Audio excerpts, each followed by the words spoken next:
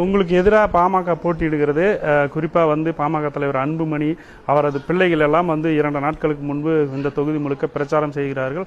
உங்களை துரோகி, அவரை டெபாசிட் இலக்கு வைக்க வேண்டும் என்று பேசுகிறார்கள். ஐயாவிடமிருந்து எங்களை பிரித்தவர்கள் இந்த குடும்பத்தினர், ஜி.கே. மணி தான், இவர் தான் அப்படின்னு சொல்லி பேசுறாங்க. இது உங்களுடைய மக்களிடையே உங்களுக்கு அந்த வெற்றி வாய்ப்புன்றதுக்கு ஏதாவது பாதிப்பு ஏற்படுத்துமா? இல்லை, இதை பற்றி நான் சொல்லலாம். இது வரைக்கும் எதுவுமே பேசாமல் இருந்தாங்க.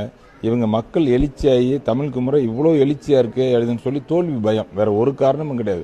வேற என்னத்தை சொல்லுவாங்க? எதுக்கு இதை சொல்லணும்? மக்களுக்கு புரியுமா புரியாதா? இது எங்கிட்ட சொல்றதுக்கு என்ன இருக்கு? அப்பா மக அவங்க குடும்ப பிரச்சனை. போய் பார்த்து யாராவது வேணான்னு சொல்லுவாங்களா? நான் நேராக வராரு, அப்பாவை பார்க்குறாரு, யார் வேணான்னு சொல்லுவாங்க? இது வரைக்கும் நான் அவங்கள பற்றி எதுவுமே திறக்கல. அவங்கள எதிர் கேண்டிடேட் பற்றியோ இவங்களை பற்றி நான் ஒரு வளர்ச்சி பாதை, நான் தொகுதிக்கு என்ன பண்ணுவேன், தேர்தல் அறிக்கை, நான் சிஎம் கூட சொன்னார், சூப்பர் ஸ்டார் யாருன்னு கேட்டால் தேர்தல் அறிக்கை தான், அதை பற்றி சொல்கிறேன். வளர்ச்சி பாதை நான் இது வரைக்குமே இப்போ இல்லை, முன்னாடி இருந்தே ஒருத்தர் கூட சின்ன குறை கூட சொல்ல, நான் அவங்க அந்த பேச்சுக்கே போகல. நான் என்ன பண்ண போகிறேன், மக்களுக்கான பணிகள், மக்கள் திட்டங்கள், வளர்ச்சி பாதைக்கு எப்படி பெண்ணாகரத்துக்கு கொண்டு போகணும், அதை பற்றி தான் பேசிட்டு.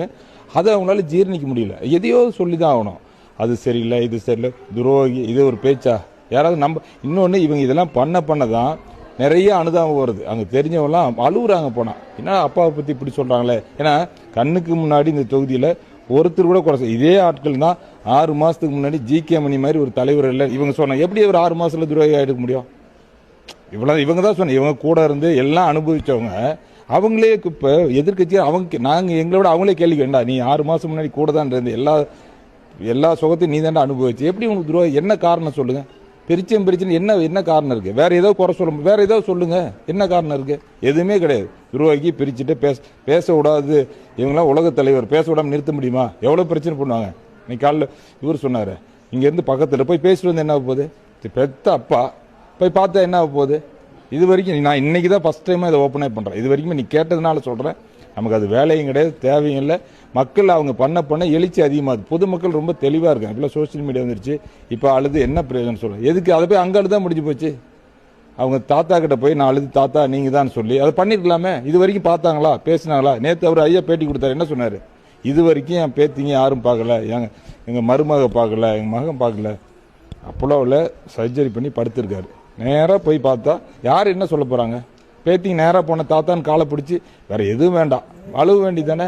இங்கே சேலத்தில் நாங்களாம் பதட்டம் ஆயிடுச்சு. அவருக்கு ஐயாவுக்கு இதாகிடுச்சுன்னு சொல்லி இவங்க ஃபோன் பண்ணியாவது பேசிக்கலாமே. இதில் என்ன பிரச்சனை? இது நாங்கள் ஃபோன் பண்ணி போய் தடுக்கிறோமா? நான் யார்ட்டையும் பேசுகிறோமா? இது பெரிய காமெடியா இல்லை? நம்புற மாதிரியா இருக்கு? மக்கள் இங்கே நீலக்கண்ணீர் வடிச்சுக்கிட்டு அதை பண்ணல இதை பண்ணல. ஐயோ, நான் இதை பற்றியே இதுக்குள்ளே போக விரும்பல. மக்கள்